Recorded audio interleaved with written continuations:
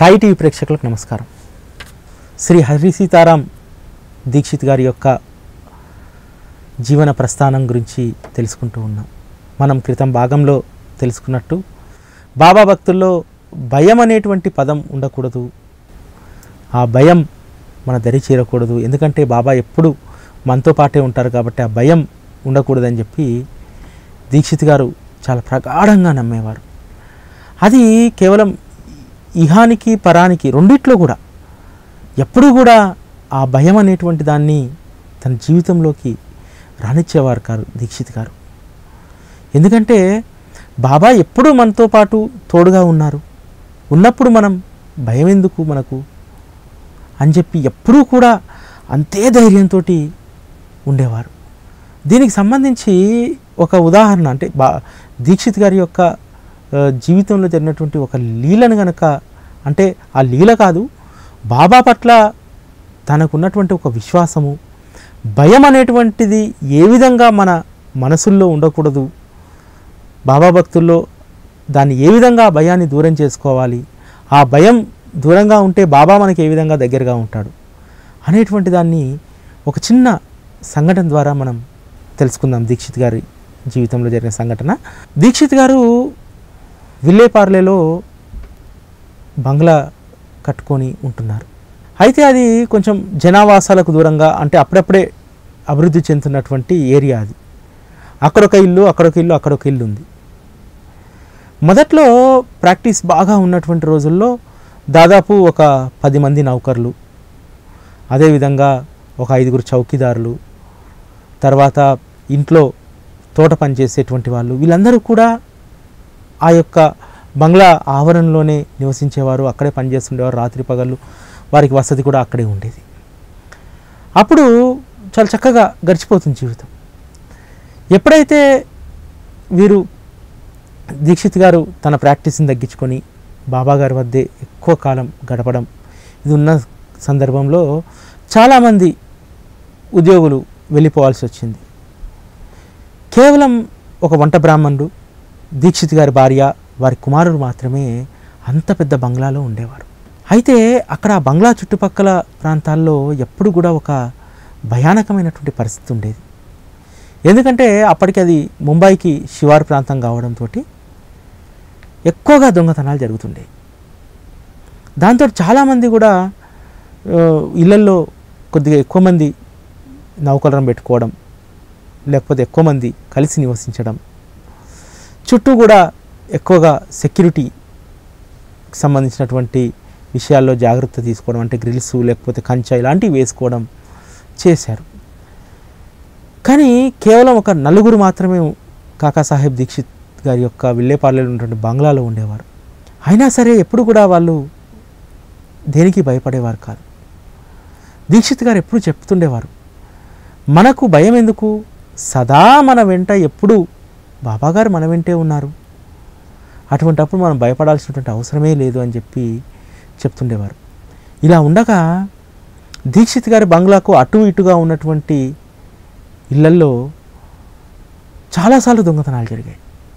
కనీసం వారానికి 2-3 సార్లు ఆ ప్రాంతంలో దొంగతనాలు జరిగేవి. మామూలుగా దీక్షిత్ గారి బంగ్లా చూస్తే ఎవరికైనా ఆ రోజుల్లో ఇది చాలా ధనవంతుల బంగ్లా, ఖచ్చితంగా ఇందులోకి వెళ్తే మనకు దోచుకోవడానికి చాలా దొరుకుతుందని చెప్పి అనుకునేటువంటి ఆహార్యం ఆ బంగ్లాకు. కానీ ఇన్ని సంఘటనలు జరుగుతున్నా ఏ రోజు కూడా దీక్షిత్ గారి ఇంట్లో దొంగలు పడ్డటువంటి ఉదంతం లేదు. చాలా సందర్భాల్లో దీక్షిత్ గారి భార్య ఆందోళన చెందుతున్నప్పుడు దీక్షిత్ గారు ఒకే మాట చెప్పేవారు, అదేంటంటే బాబా మనల్ని కాపాడడానికి సదా మన వెంటే ఉన్నారు, అటువంటప్పుడు భయపడాల్సినటువంటి అవసరం లేదు. ఎంతటి మనోధైర్యం అంటే భయం అనేది మన మనసుల్లో ఉండకూడదు అని చెప్పడానికి చాలా ఎంత ధైర్యంగా ఆ కుటుంబానికి చెప్పాడు. అదేవిధంగా ఇంకో మాట చెప్తారు ఎప్పటికి కూడా, కుటుంబంలో ఏదైనా సంకటం వచ్చిందంటే మన బాబా ఆ సంకటం నుంచి బయటపడవేయడానికి మన వద్దకే వస్తారు. ఒక అచంచలమైనటువంటి విశ్వాసం అన్నమాట. చుట్టూ పరిస్థితులు భయానకంగా దోపిడి దొంగల బీభత్సం సృష్టిస్తున్నా దీక్షిత్ గారి కుటుంబం, దీక్షిత్ గారు మాత్రం ఎంతో ప్రశాంతంగా ఆ రాత్రులు నిద్రపోయేవారట. ఎందుకు? అన్ని వేళలా బాబా మనతోనే ఉన్నారు అన్నటువంటి ఒక దృఢమైనటువంటి విశ్వాసం వారిలో ఉంది. అది ఎలా వచ్చింది? ఏదైనా దొంగతనం జరిగినప్పుడో లేకపోతే ఏదైనా జరిగినప్పుడో దీక్షిత్ గారికి ఏదైనా ప్రత్యేకమైనటువంటి లీల చూపారా బాబా గారు? ఎక్కడా లేదు. అది ఎటువంటి లీల లేదు. ఏ కష్టం నుంచి బాబా వచ్చి ఆదుకొని దీక్షిత్ గారిని బయటపడేసినటువంటి అనుభవము దీక్షిత్ గారికి లేదు.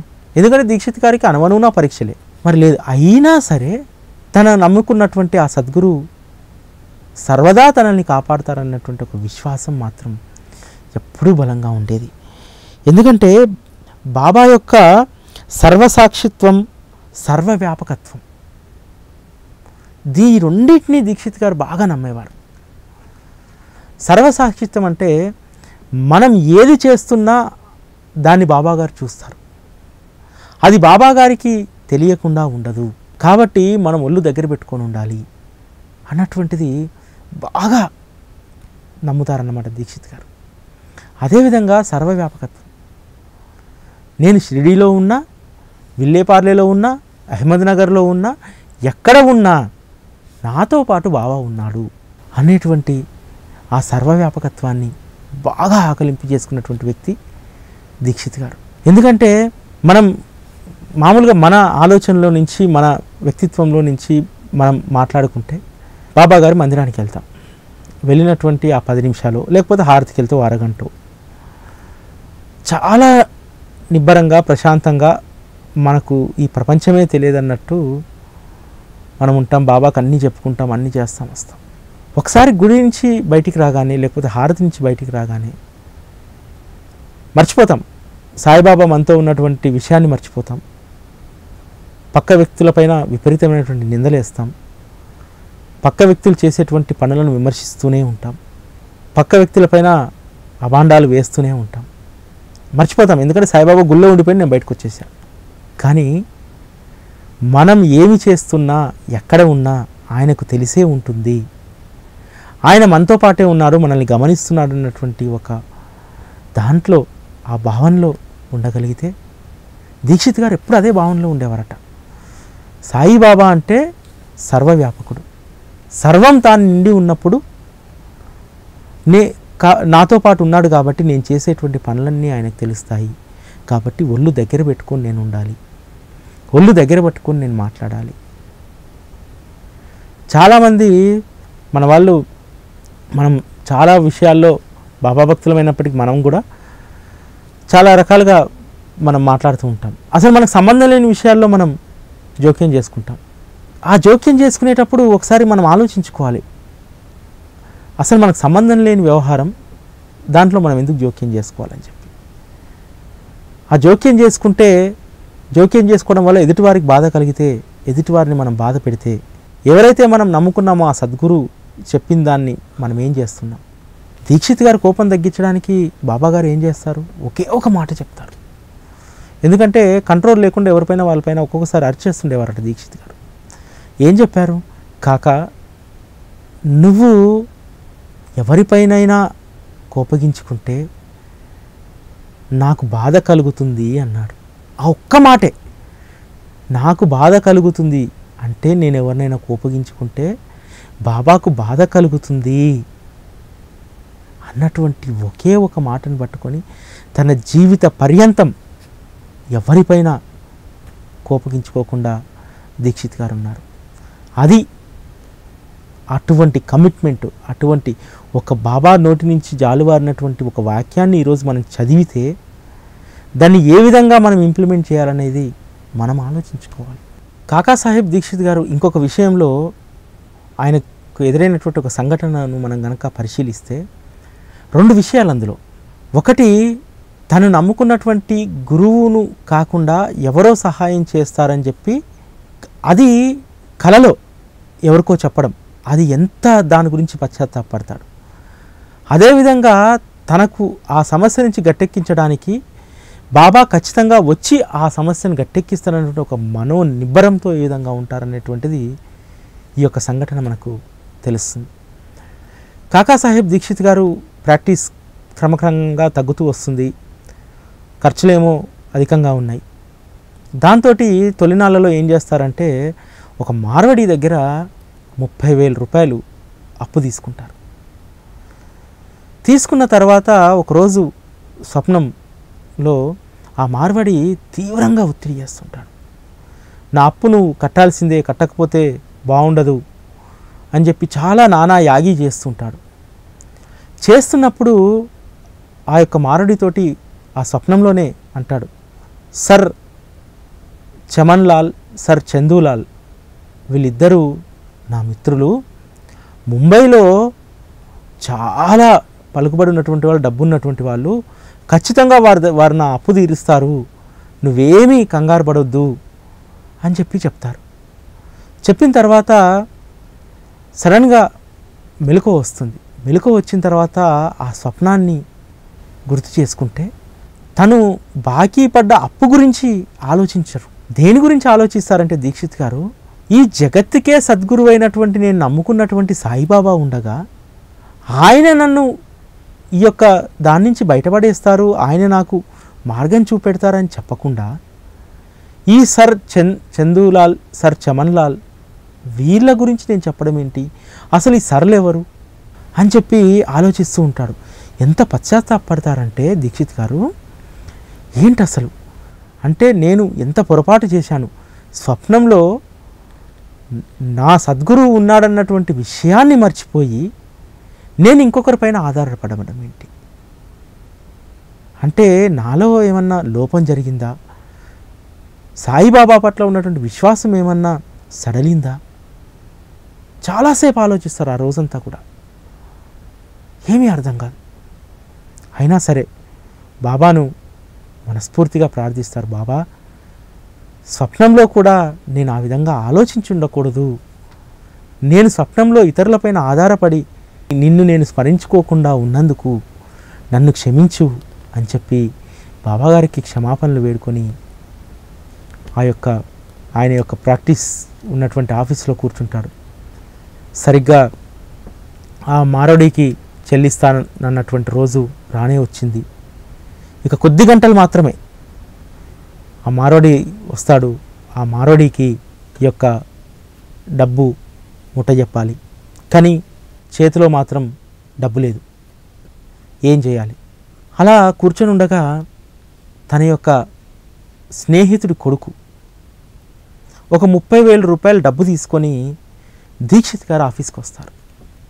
ఎందుకు వస్తాడంటే, ఇది నా తండ్రి ద్వారా నాకు ఈ డబ్బు సంక్రమించింది, ఇది సద్వినియోగం కావాలి, నేను ఎక్కడైనా దీన్ని మదుపు చేయాలి, అంటే పెట్టుబడిగా పెట్టాలి, వచ్చిన దాంతో నా యొక్క జీవనం సాగాలి, నాకు ఒక ఆదాయ వనరుగా అది ఉండాలి అని చెప్పి మీ సలహా కోరుతున్నాను, మీరైతేనే సరైనటువంటి సలహా ఇస్తారు. ఎందుకంటే అక్కడ దీక్షిత్ గారు కేవలం ఒక ప్రాక్టీస్ అంటే సోలిసిటర్గా కాకుండా అక్కడ ఏంటంటే చాలా మందికి కూడా ఇటువంటి సలహాలు ఇస్తుండేవారు. అంటే డబ్బు మనం ఎక్కడ పెడితే అది భద్రంగా ఉంటుంది, ఒక కన్సల్టెన్సీ అన్నమాట. డబ్బు ఫలానా కంపెనీలో పెడితే మళ్ళీ ఏ విధంగా రిటర్న్స్ వస్తాయి, అక్కడ ఉన్న లాభం ఏంటి, నష్టం ఏంటి, ఏ కంపెనీ పరిస్థితి ఏంటి. ఇప్పుడంటే మనకు షేర్ మార్కెట్ కానీ లేకపోతే పెట్టుబడులు పెట్టేటువంటివి కానీ అన్నీ ఆన్లైన్లో వచ్చాయి కాబట్టి ఇప్పుడు మనం చేస్తాం. ఇప్పటికి కూడా అది ముంబై కేంద్రంగానే జరుగుతుంది. ఆ రోజు కూడా ముంబై కేంద్రంగానే దీక్షిత్ గారు లాంటి వాళ్ళు కొద్దిమంది చాలా కాన్ఫిడెన్షియల్గా చాలా నమ్మకస్తులుగా ఉన్నటువంటి కన్సల్టెంట్స్ చాలా తక్కువ మంది ఉండేవారు. ఎవరైనా సరే ఇట్లా దీక్షిత్ గారి దగ్గరికి వచ్చి ఎక్కడ పెట్టుబడి పెట్టాలి ఏంటి అని చెప్పి అడుగుతుండేవారు. ఆ విధంగా తన స్నేహితుడి కొడుకు 30,000 పట్టుకుని వచ్చి ఎక్కడ పెడితే బాగుంటుందని చెప్పి చెప్పారు. నిజంగా మనలాంటి వాళ్ళమైతే ఏం చేస్తాం, నాకు 30,000 ఈరోజు అవసరం ఉందనుకో, ఫస్ట్ ఆ 30,000 రాగానే నువ్వు 30,000 అక్కడెక్కడ ఏం పెడతావు, నా దగ్గర పెట్టేసేయి, పెడితే బయట ఈ కంపెనీలో పెడితే ఏదా సరిగ్గా లేదు వ్యవస్థ, ఫస్ట్ నా దగ్గర పెట్టేసేయి, నేను దాన్ని నీకు నెలకు బయట రూపాయి పావులా ఇస్తే నీకు రూపాయిన్నర ఇస్తానని చెప్పి దాన్ని కన్విన్స్ చేసే ప్రయత్నం చేస్తాం. కానీ దీక్షిత్ గారు అలా చేయలేదు. ఎందుకంటే డబ్బు అవసరం, మారోడి వస్తాడు, సరిగ్గా తనకి ఏ డబ్బు అవసరమో ఆ డబ్బు తన టేబుల్ పైన ఉంది, అందులో తన స్నేహితుడు కొడుకు తను చెప్తే కాదనడు, ఇవన్నీ పాజిటివ్ కోణాలు ఇవన్నీ ఉన్నాయి. కానీ అవకాశాన్ని ఏమాత్రం దీక్షిత్ గారు ఉపయోగించుకోలేదు. ఎంతోసేపు దాదాపు గంటన్నర పైగా తన స్నేహితుడు కుమారుని కూర్చోబెట్టుకొని రకరకాల కంపెనీల గురించి చెప్పి దీంట్లో పెడితే ఇంత లాభం వస్తుంది, దీంట్లో పెడితే ఇంత లాభం వస్తుంది, ఈ ఈ యొక్క నష్టాలు కూడా ఉంటాయి, ఈ నష్టాలను కూడా భరించుకున్నప్పుడు మనకు ఆ లాభాలు వచ్చినప్పుడు ఆ లాభాలను మనం తీసుకోవచ్చు, లేకపోతే ఈ కంపెనీలో పెడితే లాభం తక్కువ వచ్చినా నీ డబ్బు సెక్యూర్డ్గా ఉంటుంది, ఇవన్నీ చెప్తారు. చెప్పిన తర్వాత చివరిగా ఒక మాట చెప్తారు, ఈరోజు నా ప్రాక్టీసు కుంటుపడింది, పెద్దగా ఆదాయ వనరులు అయితే ఏమీ లేవు, కానీ నాకు దాదాపు లక్షలు విలువ చేసేటువంటి స్థిరాస్తులు, విల్లేపార్లేలో బంగ్లా ఉంది, తర్వాత కొన్ని స్థిరాస్తులు ఉన్నాయి, ఇవన్నీ ఉన్నాయి, కానీ ఆదాయ వనరులు మాత్రం ఇప్పుడు తక్కువగా ఉన్నాయి.